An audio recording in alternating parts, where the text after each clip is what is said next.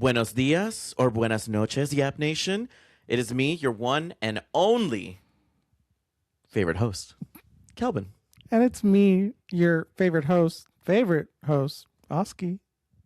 How you doing? Did you like how I went as fast as you do? Oh, the pause. You like the pause? I think people like a pause. It's non-threatening. It's welcoming, right? I'm pausing. I'm welcoming you into our space, right? Are you saying that I'm threatening? Well, you say potato, I say assault charge, and it's just, the same thing. Yap Nation, welcome to another episode, another beautiful episode here on Los Yappers. We are so excited and so grateful that you are here with us. Once again, yes. We have officially crossed the 1 year line. And LOL about that last episode, huh? Kind of a blur, to be honest. Literally a blur. I will never garden and do an episode again in my life. Until next year. What? Yeah, I'm very much I don't drink, right? I don't drink as much as I used to. I'll just say that. And if I do, it's got to be a birthday party. It's got to be a special occasion. Or I'm on the beach. Yeah. I'm on the beach. There's and a vibe there's a waiter with a pina colada. Yeah. So, yes, the vibe. It's got to be a vibe. And so for me, but trying to be professional or putting on a show, period. It doesn't even have to be professional. Mm-hmm. Just putting on a show and being inebriated on a tip, as some may say. Zooted. Yes, as the kids say.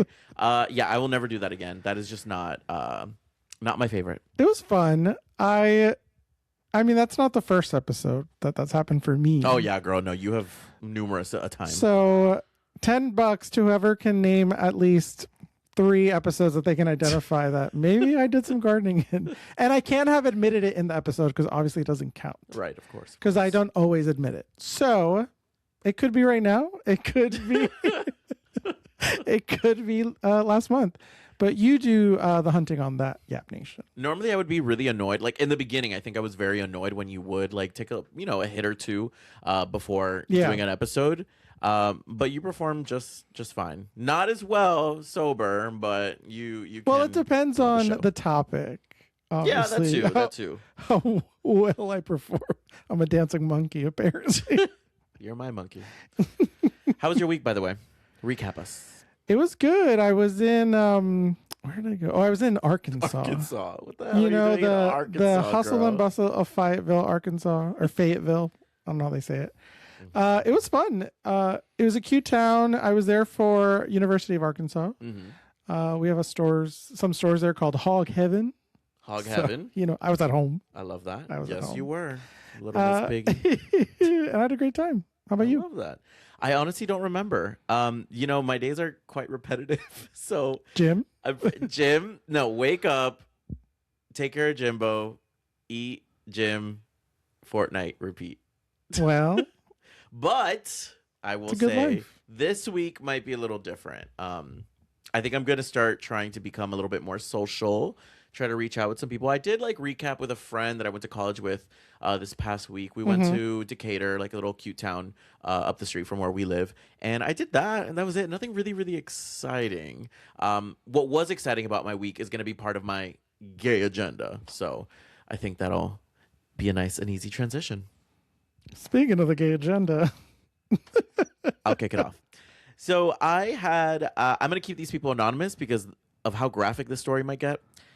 I had people. Graphic is a crazy word. I had people visit, and these people, I wouldn't say they're necessarily we're not close, and they would probably say the same thing. Well, they weren't. To be clear, they weren't visiting you. Correct. They yes. happened to be in town, and you were out and ran into them. Absolutely, and honestly, have hung out with them maybe a handful of times, and every single time, it's always been nice, always a pleasure, It's been good. Key, So the fact that they told me they were in town, I was like, oh great, I'd love to hang out with you guys, and it's quite lonely here. So when it comes to gay friends, at least. So far. So when they came to town, I went and met them up, and one of them from the group was having a few drinks, a few cocktails, and they were good. And I have few.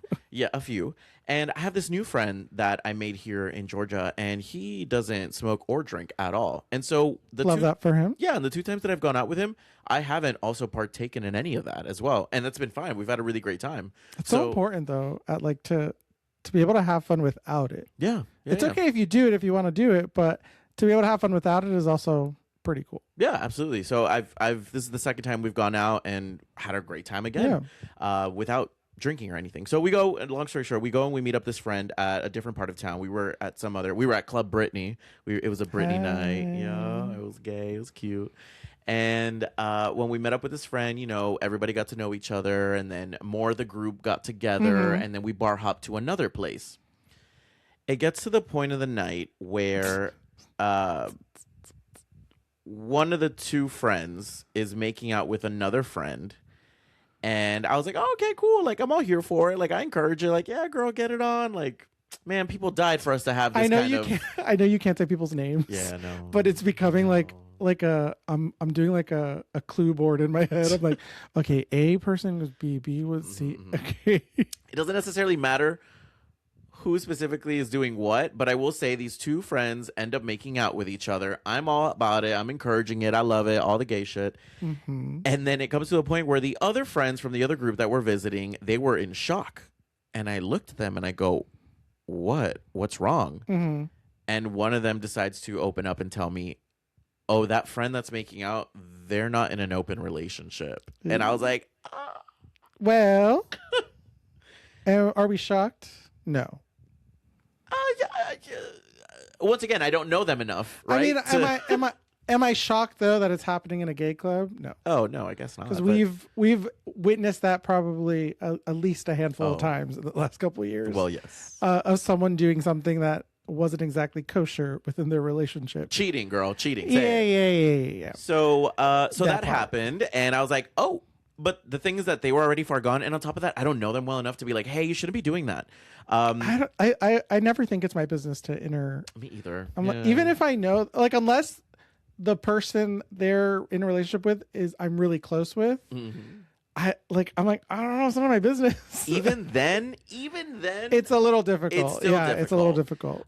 Fast forward, when that happened, I don't say anything. Whatever, it happens. Fast forward. This is the part of my gay agenda. I know this is a really long story. I'm going to wrap it up, but he ends up, the end of the night, peeing on himself.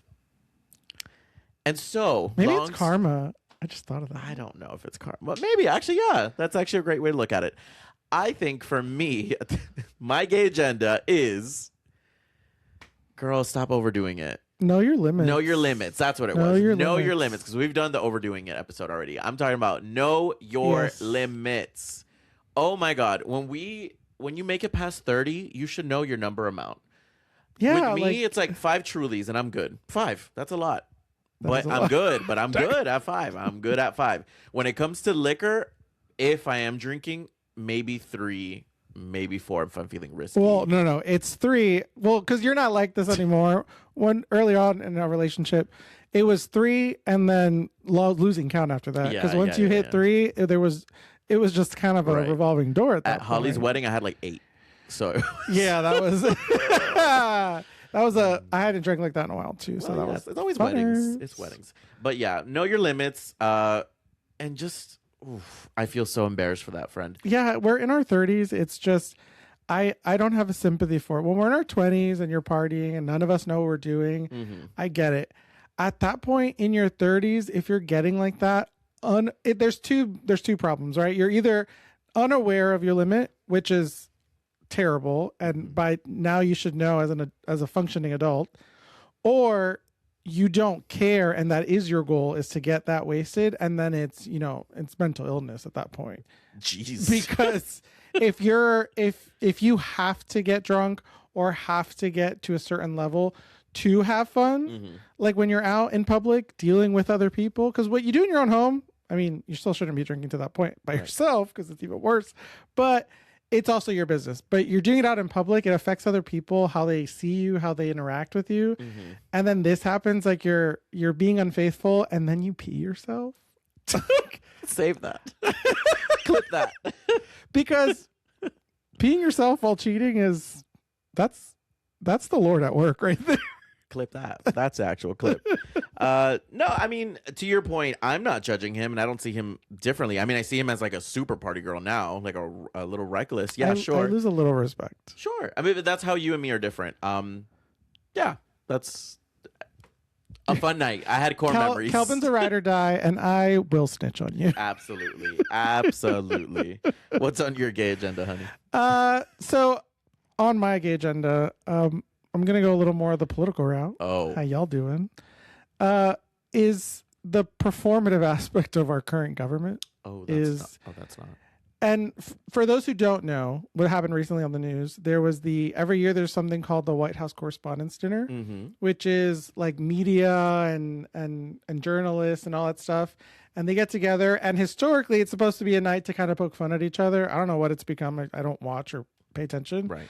But apparently at this year, at one point in the night, there was, not in the event, but at one of the security entrances, there was a gentleman with a gun. And he was taken down. Nobody was hurt, thankfully, but it would become this thing. And then all of a sudden, so that was at this point of recording, it's only been like not even 24 hours because it was Saturday night. So it happened last night. Okay. And as of this morning, it all of a sudden, people are now pushing for the building of the ballroom because they tore down either the East Wing or the West Wing or something in the White House to start building Donald Trump's ballroom. So now all of a sudden this happens, and the agenda for the ballroom is getting pushed, and like people aren't even letting it happen. They've already figured out who the shooter was. They decided what to label him, all this stuff, and now all of a sudden they're tweeting about this is why we need Donald Trump's ballroom, so we don't ever have to run into this situation because security is whatever. Yeah. And I'm like, what a crazy thing to start tweeting about less than 24 hours after a shooting.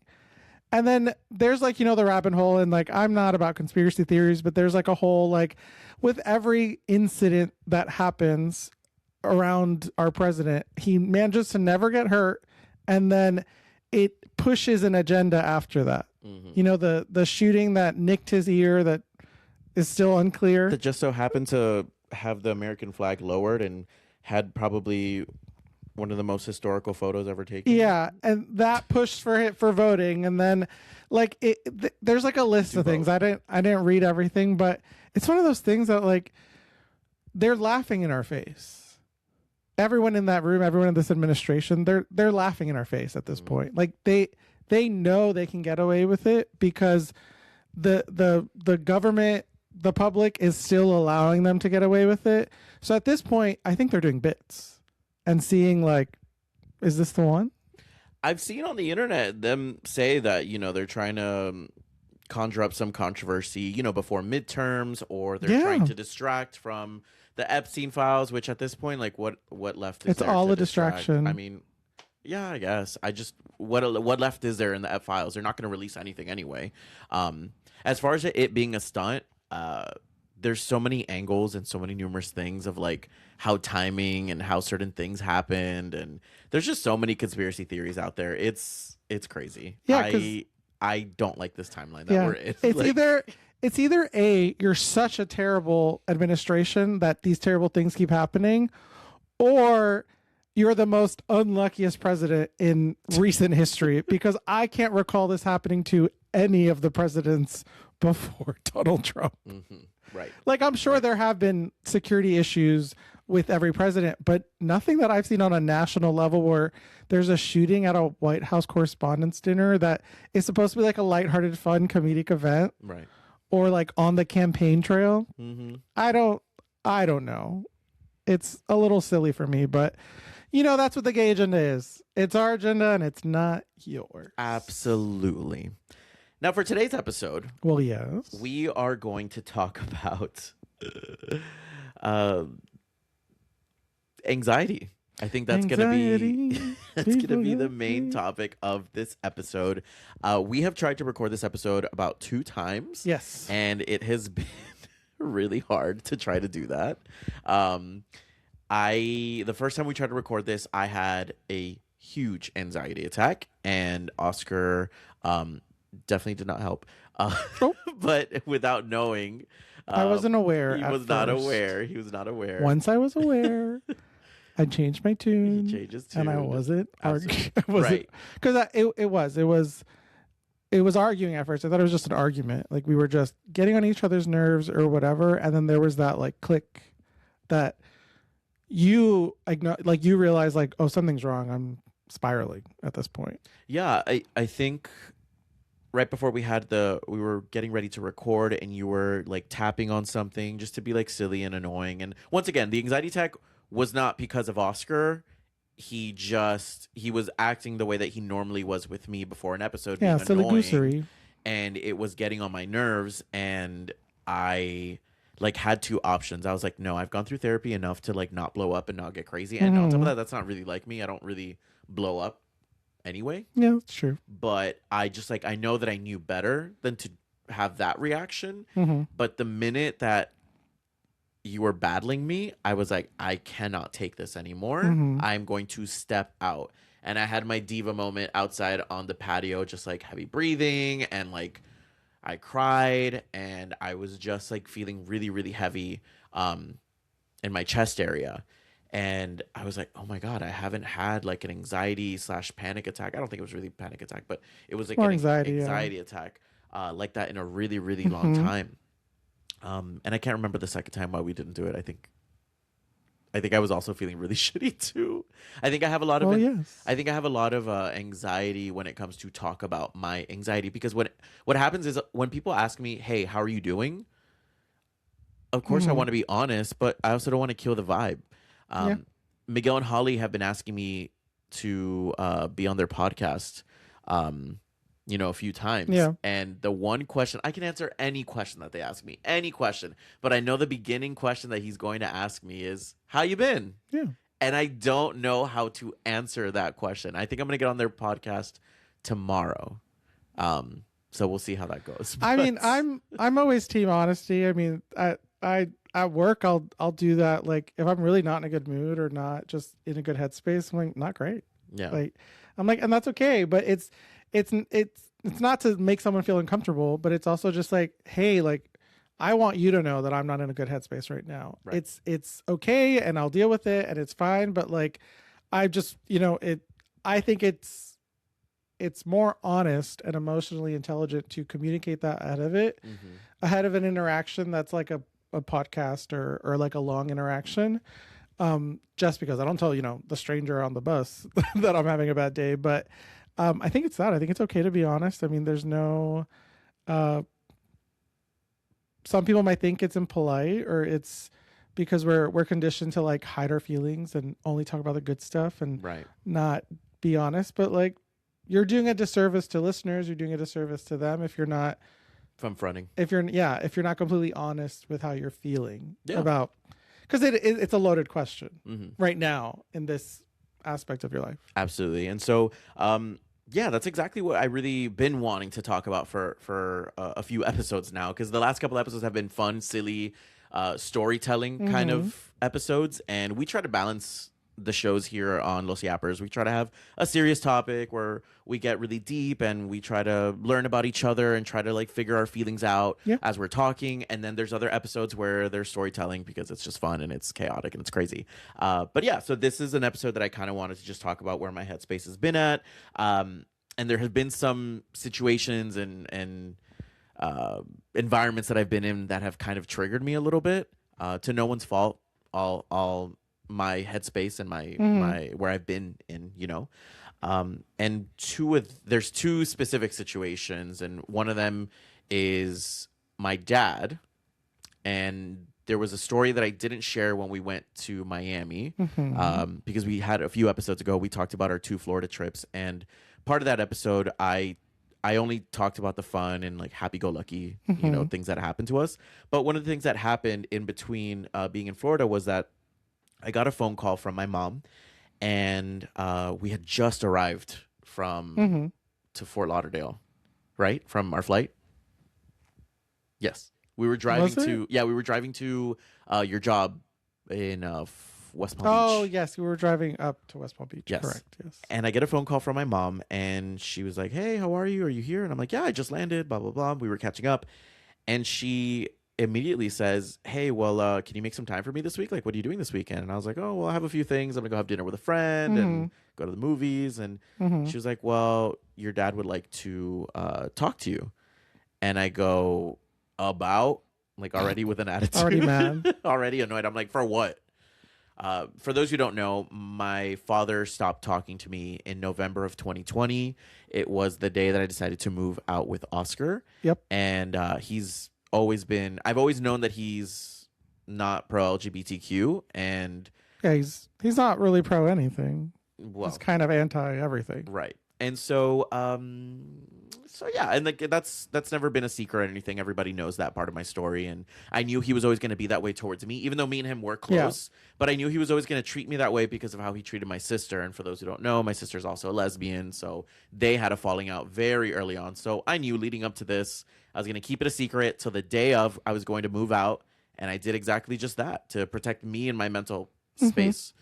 So he hasn't really talked to me much since 2020. We did have like one chat in between that time frame, but I mean that's still a 6-year like window. Yeah, even if you only talked once in between that. Yeah, no, absolutely. It's been so it has silent. It has to be really shocking to the system because I think when we walk away from someone like that, and obviously it's real different when it's your parent, especially your parent that you had a relationship previously, that if that person tries to show back up in our life again, it kind of throws it throws our axis off, right? Because I've had that with like friends I'm no longer friends with or family members I don't really talk to. Like they randomly come up and like you've been around where I've been like triggered essentially by the idea of someone being around or the idea just because I hadn't spoken to them in such a long time because childhood trauma or whatever that it throws you off and like you don't know how to, because it's easy to be kind of, have the attitude about it, but then it like gnaws at you. Yeah, it's still deep within my core. Yeah. I'm still a child somewhere where I had great memories with him. And my initial thought when she told me was, I don't know what he wants to talk to me about. And I was pretty proud of myself of how I handled it because, of course, I wanted to be... She was being passive-aggressive with me. And granted, I give my mom grace.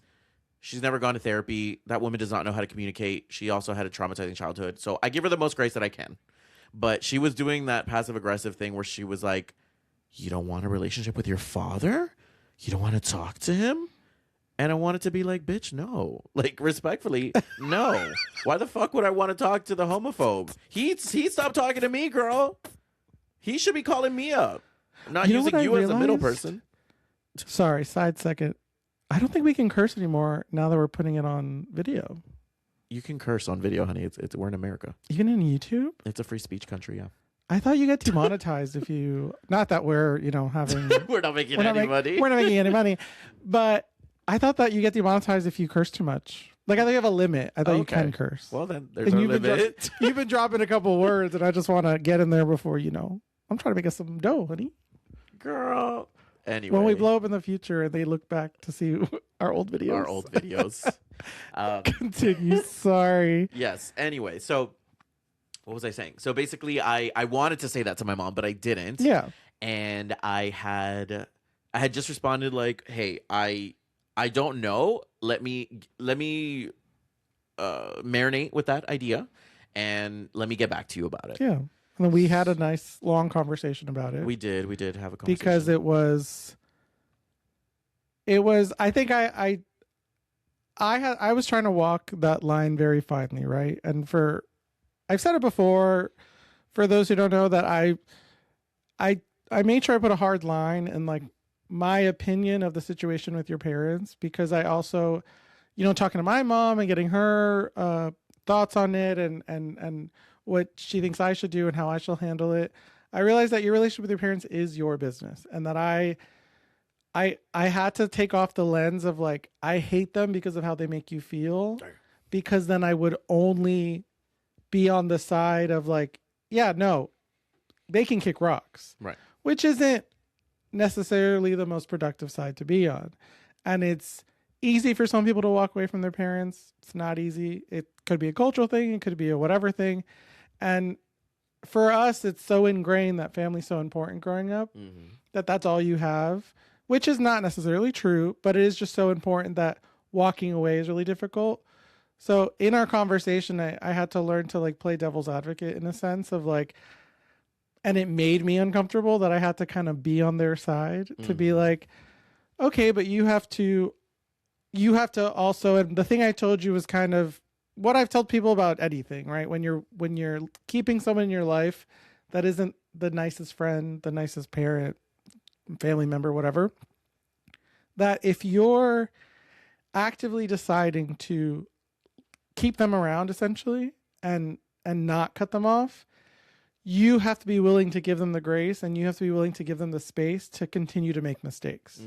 Because if you don't want to deal with that, if you don't want to deal with their mistakes, you don't want to deal with their trauma or their attitude, then you have to cut them off. Right. But if you don't actively choose to do that, then that means you're willing to put up with their future mistakes.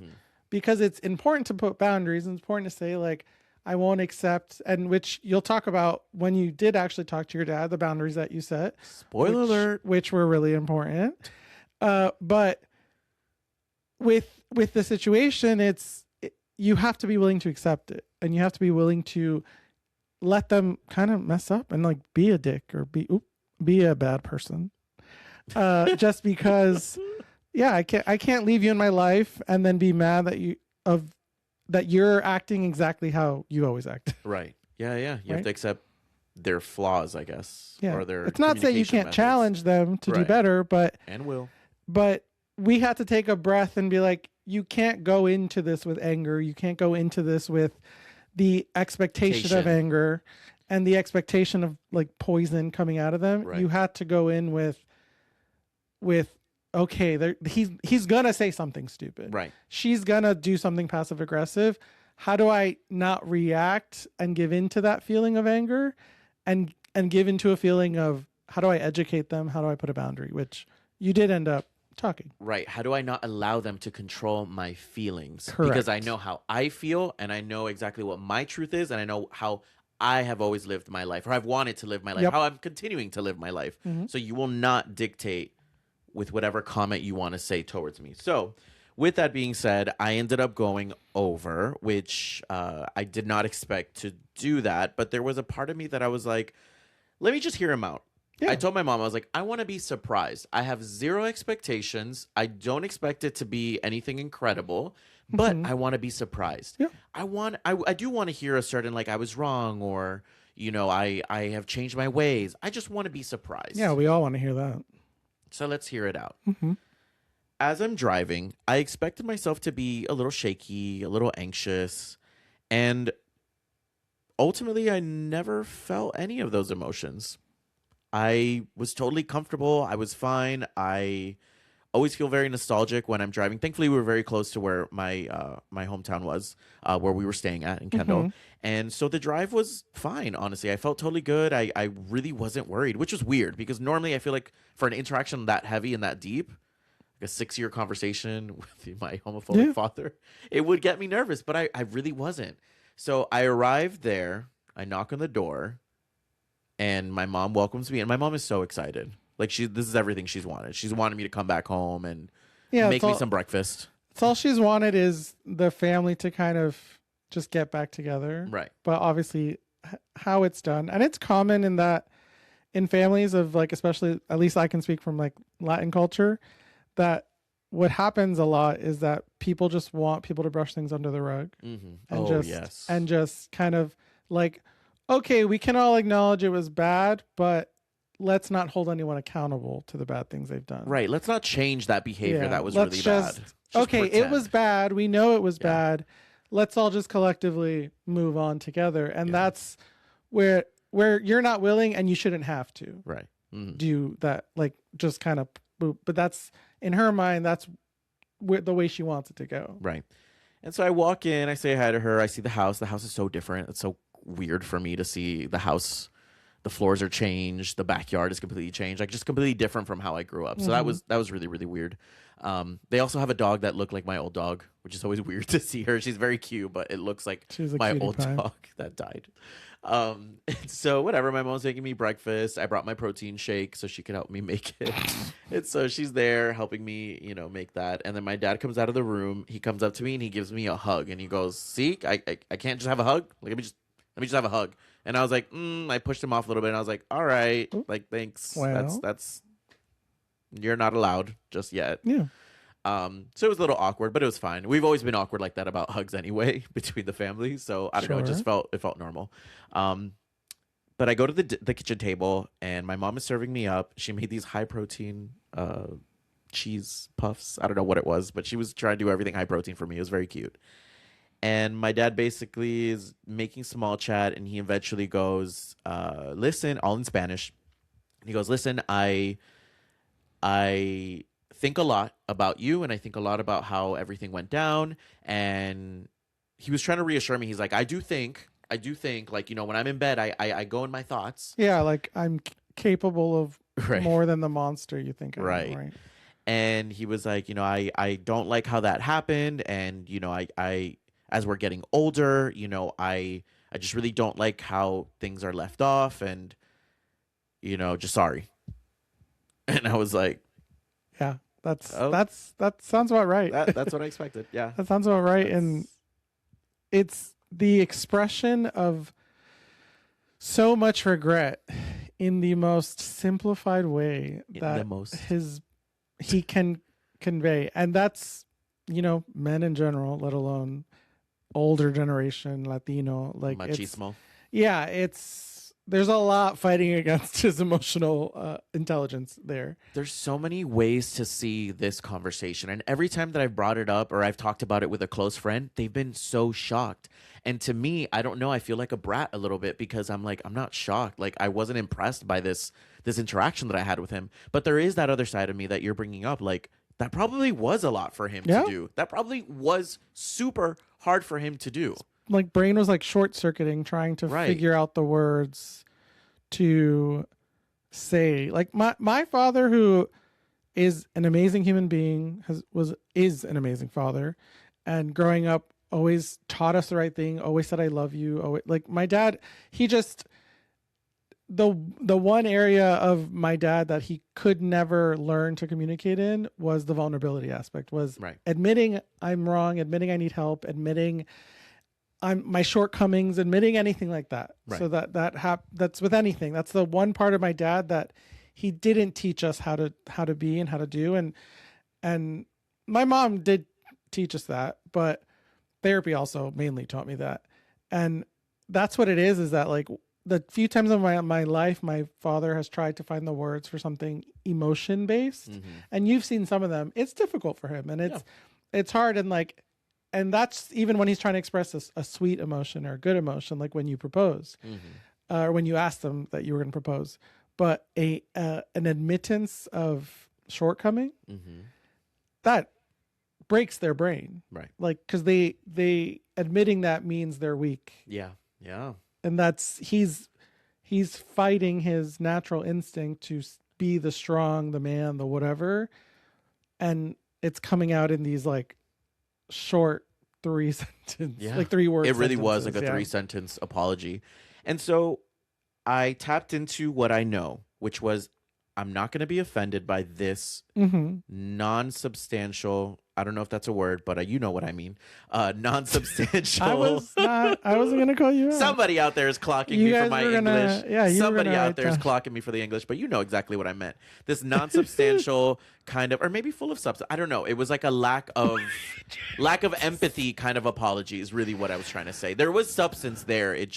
There was a lack of empathy and compassion, maybe just more emotion is what I was. It was what I wanted. You wanted more, as what I wanted, not what I expected. And so instead of reacting, being like, "That's it," I had said, "Okay, you still do not have access to my life, and you do not have the privilege to still be in my circle. But this is a really great start. This is incredible. impressive that you said it that way. 100%, right? I was shocked myself. It's very impressive. I was shocked myself. And I had told him, I was just trying to lay down the law. I was like, listen, this is great. I really wish you were like this back in 2020 where we could have built, rebuilt. Yeah, but by now, who knows how it would have been, right? Right. And so he's like, well, what do you want me to do? Like, I'm here Shoulda, now. coulda, woulda. And I'm like, okay, listen. And so the thing with him is that he thinks he's being reprimanded when I say that. And I had to consistently be like, I'm not getting mad at you. I'm thankful that you are having this conversation with me. I'm glad. I wish it was a little sooner. I kept having to tell him that, like being like, I'm not reprimanding you. I'm just letting you know, hey, like, you still need to do more work. There's still more work. This is great. It's fantastic, but this doesn't erase everything. That's smart because you're stopping the victimizing mentality before it can even get there. Yeah. Because you know how he's going to react, what he's going to say, how he's going to feel. So you already saying that part out loud, saying, I know you think I'm being mean to you, or I know you think I'm attacking you, but this is not what I'm trying to do. I'm trying to do this. Right. That is alone is such a huge help in that conversation because it's true when as you get older, you have to parent your parent. Yeah.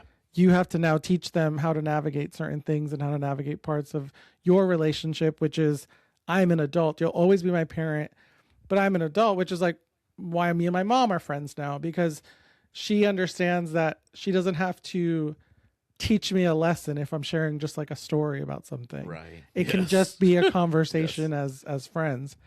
And I had to teach her that. And I that's so important that you're teaching him that like, hey, you can have these feelings, but they're not necessarily right. Right. And this is, you're not getting a pass. Yeah, this is where I'm coming from. Right. And so the conversation continued after that, and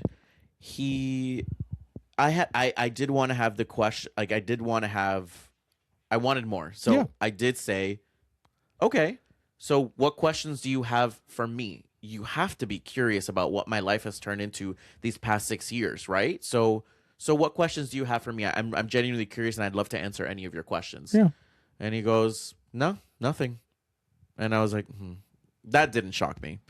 I'm sure your mom, though, has been telling him everything. Yeah, maybe. That's because your mom's very gonna true. Just like she does the kind of the middleman. The middleman mini delusion of talking to you about him as if nothing's wrong. I'm sure she does the same to him. Sure. Who knows?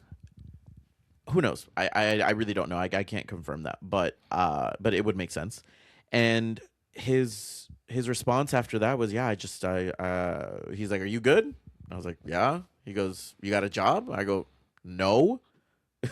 He goes, so clearly she didn't. But he was like, all right, well, you can sleep in the bedroom there, back to your old bedroom if you need to. You always got a room here. And I was like, oh yeah, me and my husband. He responds, your husband? I thought it was your wife, or is your husband your wife? I don't know what it was. And I go, Mom. You in danger. I go, Mom, did you just hear that? Did you just hear how ignorant he sounds? And my mom gives him like the dirtiest look, which is shocking because I feel like my mom kind of eggs him on and laughs at whatever his stupidity he says. But she gave him a hard look, and I was like, all right. I was like, I don't feel like it's 2 versus 1. It felt like she was on my side for once. Yeah. And so he said that, and then I was like, don't joke. Like, that's not funny. Don't joke about my partner. And no, that's right. We continued that conversation. Fast forward, I was like, hey, well, I'm going to go see grandma. And my mom was like, oh, like, I'll go with you. You want us to go with you? And I was like, sure, I guess, girl. So we go. My grandma's being super sweet, but she's also a little, brain fog. And so she was sleepy most of the time. Yeah. But it was just us hanging out with her. And then we go back home finally, and they're showing me around some of the new like developments that happen around Kendall. And we go back home, and all right, I'm getting ready to leave. And I go to him, and I don't know, that comment really, really just bothered me a lot. So I brought it back up again to him, and I said, I'm just letting you know right now, that comment, you calling my husband possible wife, that's your first and your last joke you're ever going to say about my husband. Period.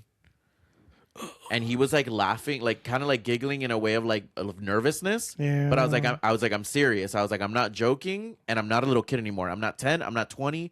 I'm 30 now. So you're gonna talk to me like an adult. And I know this is like an emotional series, but that was so hot. Well, yeah. When you told me that, because it's well, I do want to backtrack for a second. So when he told you, I think it's also important to acknowledge and understand that like when he told you, well, you can just like live here, like there's your room or whatever, that's his version of saying something sweet, right? That's his version of trying to give out an olive branch. Like I'm still here for you if you physically need me, no matter our problems. Right. So, and obviously it gets followed up by that because your response to that was what my husband. So there's two ways of looking at it. Like you could have responded a little kinder to that, because then it becomes so true. it becomes a but I think about my family. I don't feel bad about it. I'm not telling you to feel bad, but it becomes a pissing contest, right? Because he said it in a way that just made it feel like, oh, you don't have a job, so you're like, I guess we have to support you, can come here. Right. And it comes off that way. So then your response it becomes like, okay, who can be nastier in this split second? Right. So it's not to say you were wrong in the moment, but it just like the other thing, it's finding what they're saying and what they're trying to actually say, and giving that beat. Because I think you responding like that then opened the door for him to respond and make a joke or try to do a little stab, because he thinks it's allowed because you stabbed first. Right. So it's one of those things. I mean, I don't know necessarily everything he's thinking, but I do that part of it. It was kind of important for me to bring up, just because of, we're unpacking it right now. Yeah, I don't think you're wrong. I didn't even see it that way. I don't think that he was trying to be, malicious by saying that at all. I think you're right. He was probably trying to show love the way that he only knows how to, is just to provide, not communicate, not show emotion or empathy or compassion or kindness. It's here, I got a room for you always. I always got a plate of food for you if you need it. Yeah, I think you've just worked on this so hard in therapy and your own that like you're so ready to defend yourself against him in any situation that it now becomes like, oh, it doesn't always have to be a firefight. Right. I don't have to win the argument. I can choose to try to educate, choose to try to give him the space to say the wrong thing, to say the terrible thing, and then kind of unpack it in front of him. Because when you force someone to hear what they're saying back and unpack it like slice by slice, essentially, it forces them to swallow their own bitter words, because it doesn't feel good hearing it back when you've said something that unkind or that mean. And it's not about an emotional crying response or anything like that. It's literally just spelling it out. Just like what you did with your mom was perfect, because you told her like, see right there, that's the problem. You wonder why our relationship isn't good because he says a comment like that. Right. And she understood that, so then she supported you in that moment. So it's kind of all that balance of just allowing a conversation to happen within the uncomfortableness, right, and kind of being okay with the uncomfortable. And so fast forward today, it's been a few weeks since that interaction. I haven't heard a word from him. I don't know. I think depending on not necessarily what side you're on or how you see the situation, I feel like your mom, Oscar's mom, would probably be like, oh, you should try calling him, try to continue to build that connection. My mom's always team fix the problem. Yeah, right? Team communicate. Yeah. Whereas I don't know if my issue is I expect him to call me. I think it's so much deeper than the surface level. I think there's a part of me that still has a lot of resentment towards him. I'm really not proud of the person that he is, and it goes far beyond, oh, we shouldn't judge our parents. It's far beyond that. Yeah, of course. It is far beyond that, far deeper than I can speak about. And so for me, I just don't know. But there is a part of me that's like, okay, that's good. That I can ultimately look back at the bigger picture and be like, this was a good interaction. Yeah. For the most part. I don't think it'll ever be the same as it was before moving with Oscar, but I think this is better than the storyline or the timeline of, oh, he died on his deathbed and we just never talked after that. And this definitely changed that. So Yeah, because you can if you've been listening to this podcast for a really long time, I've not the first time I've talked about my dad, and I had the conversation of I don't know if I'd ever be at his deathbed. I still don't know, to be honest. I mean, maybe this helped out a little bit more. Who knows? There's still a lot of time left. Yeah, but I think going forward, you kind of have to accept two things, right? You have to, if you're gonna allow him to have any investment in your life, you have to accept that he's going to say the wrong thing sometimes and not react badly or not harp on it or resent him for it. And then you're also going to have to probably accept that you're never going to get the apology or the parent that you deserve. Yeah. Because it miracles do happen, but people have to want to change. They have to want to put in the effort to change. So normally around Christmas, that has to come from them. And it's not to say that doesn't happen. It's happened, in my case with my mom, that she worked on herself and she's amazing and she's so pro LGBT now and everything that if that can happen for me, you met her once she was already on the good end of everything, right? But in my opinion, she crystallized. If that can happen with her, it can happen with anyone. But she also had to get to the point where she wanted to do it. Yeah. So as long as you kind of understand those, you're allowed to feel those feelings and allowed to be upset or be mad or not be okay with things he says. But you also have to kind of put yourself in check and say, well, I'm allowing him in my life. So there has to be a space here where I can have a conversation about it. I can't just get mad and storm away or tell him to kick rocks if I'm still allowing him in my life and I haven't completely decided to cut him out. There's that. And I'm not trying to stray away from what you just said. I agree with you. However, once again, when I say that there's levels to this, there's so many levels. Yeah, I know. There's a lot of complicated things that happen. Also feel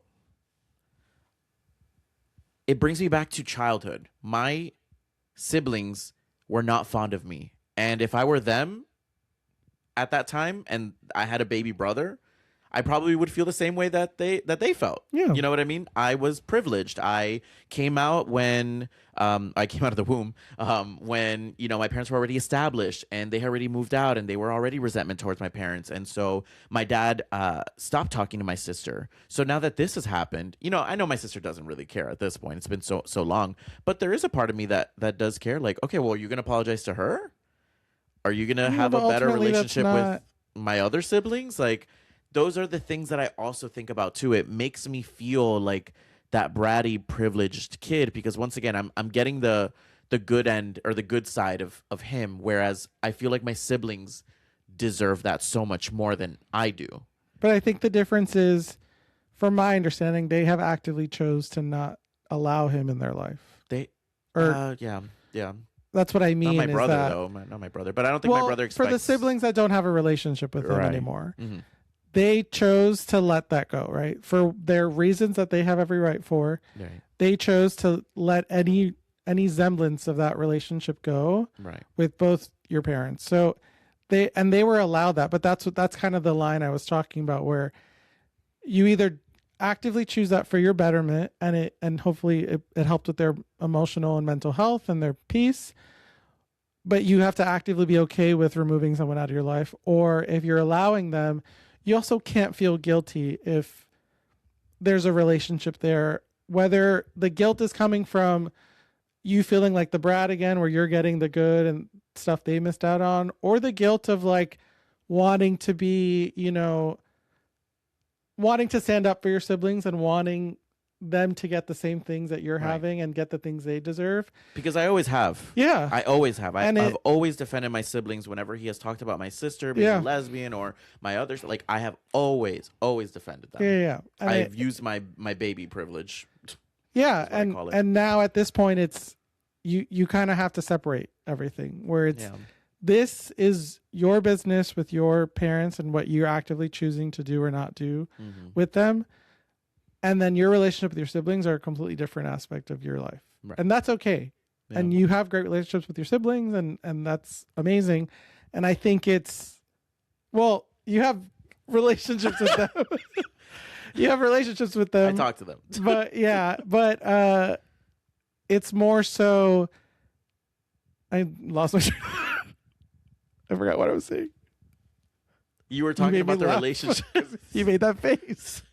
I was just saying. No, I was agreeing with you. Put that on loop. Well, I'm close to my sister in North Carolina, but yeah, no, I see what you're saying. I think what I realized from what you were therapizing me about was. First of all, I'm not a therapist, so don't say I'm therapizing.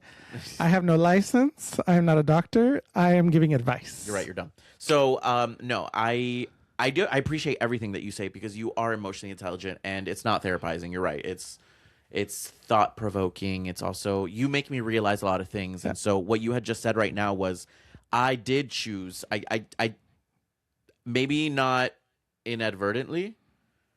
I don't know what that word means, but I feel like it 2 for 2 makes sense. It's 2 for 2. I feel like it makes sense. I inadvertently allowed him into my life, and I didn't realize that. You use that right. You use that right. Yeah, okay. Yes.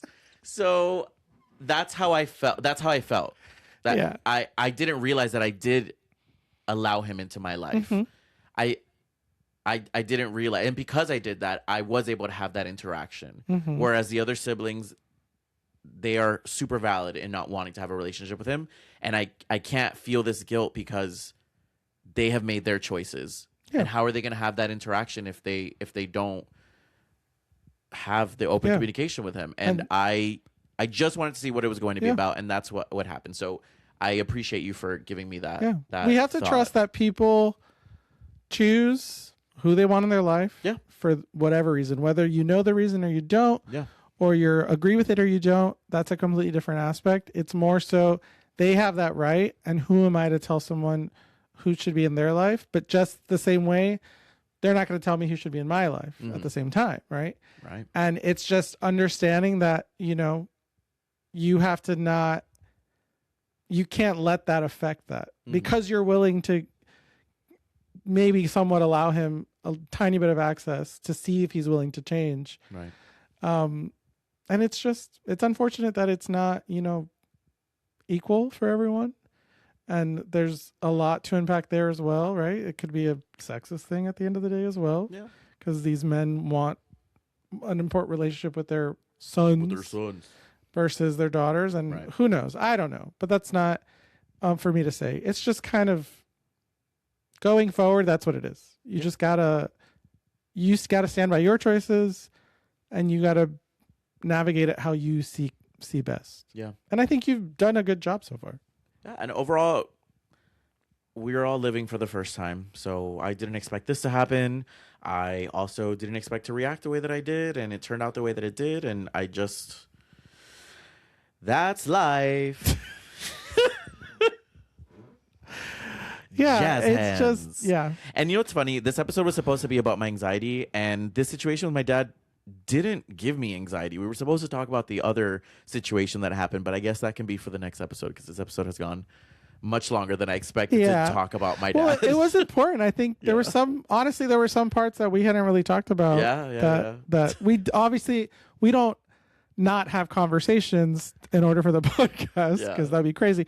But I think what I like that the podcast kind of gives us is that it allows us to reopen a conversation, even if we thought we were done with it and we had talked about it and emotions were talked about. It allows us to kind of reopen, and another perspective or another thought pops into our heads, or how we see things or how we view things. So I think that was kind of cool. I didn't expect it either. Yeah, we were talking about anxiety, and this has to do with anxiety in a sense of, it doesn't help with dealing with what other things are giving you anxiety. Right. This doesn't help having that weigh on you. Yeah. But that wasn't supposed to be the biggest part of I'm so mad because I had a good title. I had a great title. We're going to have to save it for the next episode. What do I call this episode? Ooh. My homophobic dad apologized. Daddy issues. Daddy issues. Ooh, I love it. Well, Yap Nation, it's been a ride. It's been a little bit lengthy of an episode, but I hope you enjoyed it. Yes. And Don't forget, we are now on video. Yes. On the YouTubes, at Los Yappers podcast. Clock that. Correct? At Los Yappers podcast, yes. Yes. So, we're going to try to do cute outfits. So you do want to come here and see the outfits. So after you've listened to us on your podcast, go put on YouTube. You don't have to watch it. Just kind of put it on play. And silent. Silent in the background. Just give us a view count, it's fine. Please. But, if you have the first person to message me what color shirt I'm wearing, I will say hi back. All right, Yap Nation. That is so. Give him $5. Okay, I'll give you a hug if I ever see you in person. Okay. So you'd have to fly here, and then I can give you the hug. Yep Nation, make sure to follow us also on Instagram, TikTok, subscribe on YouTube. Period. And you can follow me, your favorite host, at Kelbin Live. And you can follow me, your favorite host, at Oscar_CORD. Don't forget, please leave us a review on Apple Podcasts because it helps us. Subscribe. When you go to a restaurant and you're looking up places and you're like, oh my God, I'm not going to go to a 2.5 restaurant. You want to go to a 5-star restaurant, or somebody gives you the cosign like, oh my God, they're so amazing. Kelvin is so sexy. He's so funny. He uses really big words, big vocabulary. Wrong half the time. He's wrong half the time, but they're big words. Write it in the review. Please, if you enjoy this show, love you so much. Go ahead. You can close it out. I just needed to say that because the comments and the reviews help us out a lot. Yes. And Yap Nation, whatever relationships you're kind of dealing with, remember, they may be difficult and they may be hard, but you are always enough. I know that's right. Mwah.